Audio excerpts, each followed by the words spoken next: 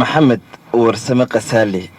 dadka in badan baa marka ay dhadhansadaan way xusuusan doonaan kolley heesahaagii iyo codkaagii aadka u baxsanaa ee la dhegaysan jiray ilaa waqtigana la dhegaysto goormaa kuugu dambaysay waddanka waxaa iigu dambaysay imaatinkiisa 1980kii dabeedna dub umaan soo noqon iyadoo aan muddooyin yaroo gaagaaban joogay laakiin bixitaankayga markii hore wuxuu ahaa 75kii waxaad awalan dhooftay 1975kii maxamed halkee ayaad ku nooleed waqtiga intaa leeg halkeesa caalamka ka degantay waxaan deganahay waddanka gadar la yidhaahdo magaalada duuxa ayaan deganahay oo aan halkaasaan ku suganahay waxaa laga yaabaa maxamedow mar haddii codkaagii oo hadal iminka la maqlayo in dadku ay isweydiiyaan talow maxamed weli ma heesa ama ma heesi kara goorma hees iyo heelo iyo balwo intaba kuugu dambaysay wallaahi intaan xasuusan karayo muddo aad u dheer oo ay 77kii ahayd 73kii baan jecelahay inay ahayd ayaa iigu dambaysay heeso iyo dee fan aan ma garanaysaa sidan markaa anigoo ka yara gaagaabsanayay oo xaggaa iyo tacabir iyo dhoof iyo wuxuuna gu jireen aan markaa ku qalqaalinayay oo aan aad moodo inaan ka yara gaabsanayay fanka 73kii baan jecelahay inay ahayd marka miyaad iska casishayba amuuraha fanka iyo heesaha oo waad ka hadhay mise waqti uunbay ahayd oo gaab soo dhexgali weyn dee kolley meesha gaab wuu ku jiraayo waxa ay dantay u kaliftay inaan markaan xaggaa qurbaha tegayna fan iyo wax u dhowdhow iyo dadkii u ehelka ahaa fanka iyo aabbay ma garanaysaa iigu yaraayeen marka ay kooxi iigu timaado duuxa maalan ka soo qaadba waa beri oo kale oo raweeda sida ayaad markaa moodi jirtay inaan ahay sidii nin ehelkiisii la joogo oo kale aan ahay dee markaa kolliba duruufta ay kalifaysay meesha oo meesha dee waan deganaayoo reer iyo carruur iyo waxbaan meesha ma garanaysaa markaa fanku saasuu markaa gaabkaa intaa u dhexaysa ilaa muddada uu iiga yara muruxsado oo aan ka fara baxay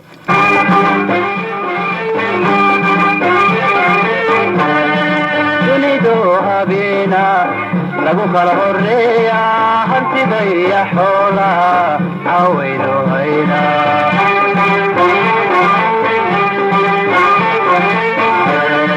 dunidu habeena lagu kala horeeya hantida iyo xoolaha cawayno hayna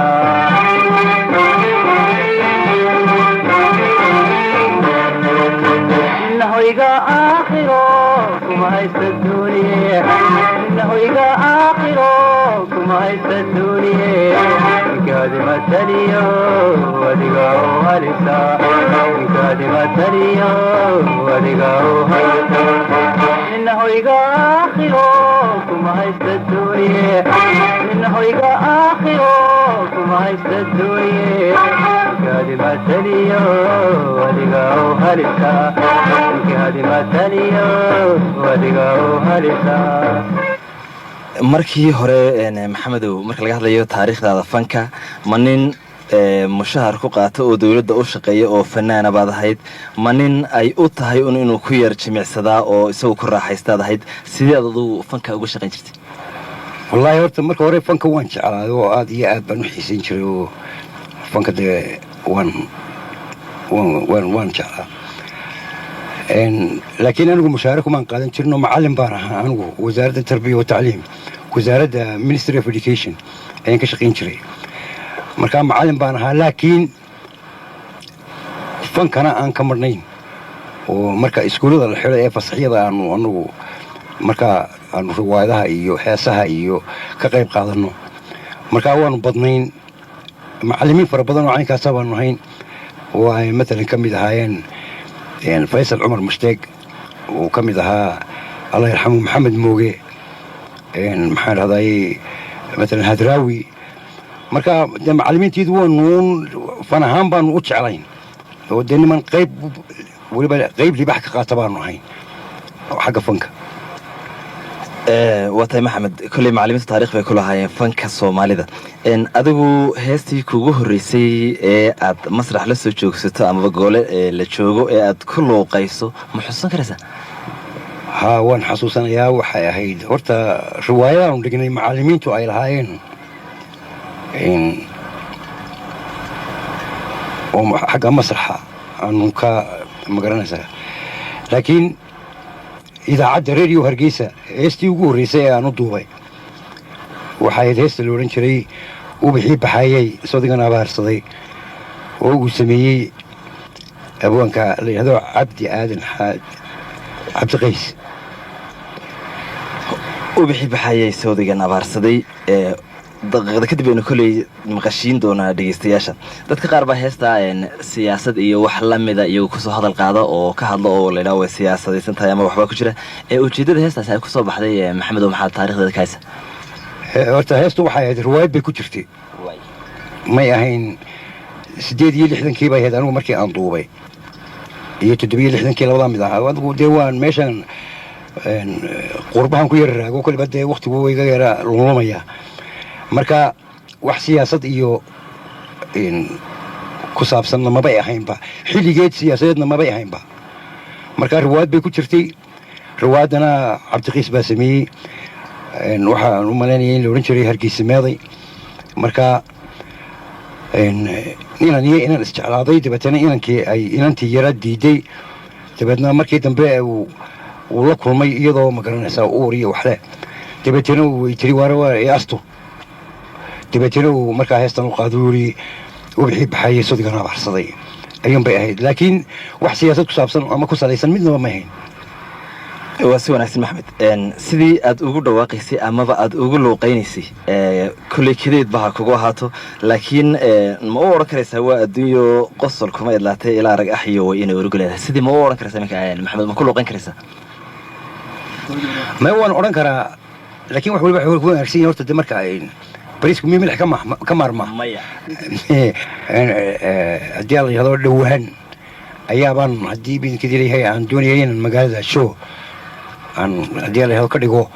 marka waxaan jecelahay in layla sugo xilligeeda oo aan dadka anigoo xiisaynaya ummaddii iyo dadka dalka in badanna magaranaysa aan ka maqnaa jeclaystayna imaka markaan arkay dadku sida noloshooda ay yihiin oo qura aragtidoodiiba ay deeqday nabadgelyada, wanaagga, isku dhex noolaanshaha. dadkii ay maaragtay aad moodo dad aan kala qaboonaynin maanta. markaanu xaggaa qurbaha joognayna laleeyahay sheekooyin yacni aada u fool xunxun oo aan meesha markaan anigu imika arkay inaan waxba ka jirin. oo nalayaha meesha waa laysku boobaa, waa laysku dhacaa, waa laysku dilaa, dadku qoryaysataan. waabaan argagaxayba markaan dadkii oo meeshii aan arkay sida dadku u nool yihiin, dadka bilicdooda iyo quruxdooda iyo wanaaggooda ay ku nool yihiin, walaalnimada dadku ay ku wada nool yihiin. maanta oo aad moodo Hargeysaba inaan yacni dee anigu taan kaga tegayba aan ahayn, oo dee imanka aan filayay inay kaba weyn tahayba waddankii aan ka imiba anigu. weliba qaniga ahaa, taajirka ahaa, ka dhisma qurux badan tahay, ka magaalaysan tahay, ka weyn tahay,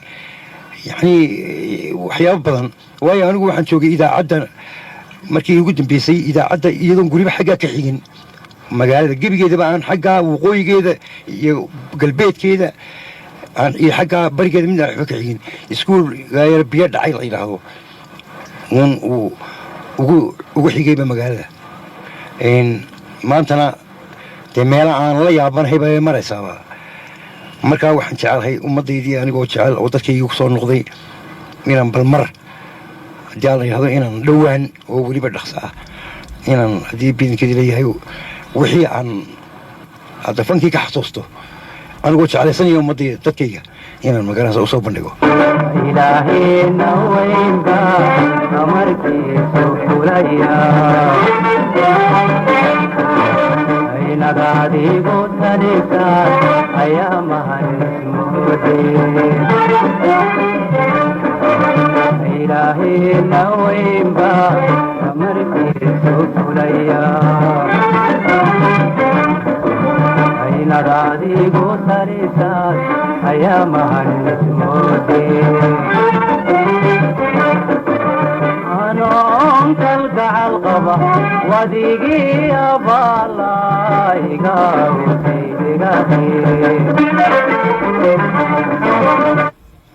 codkii macaanaa ee maxamed warsame kasaali iyo heestaasi halkudhigeedu ahaa ubixii baxa ayay soodigan abaarsaday dhegaystayaal maxamed warsame kasaali waxa uu ku sugan yahay dalkiisa hooyo waxa uu jooga magaalada hargeysa dadka ku nool hargeysada nawaaxigeeduna waxa ay nasiib u helayaan habeenada iidda in ay fanaankani oo heesaya oo weliba heesihiisa kuwii ugu macmacaanaa qaadaya ay ku daawadaan rainbow theater oo ku yaalla dhinaca waqooyi ee idaacadda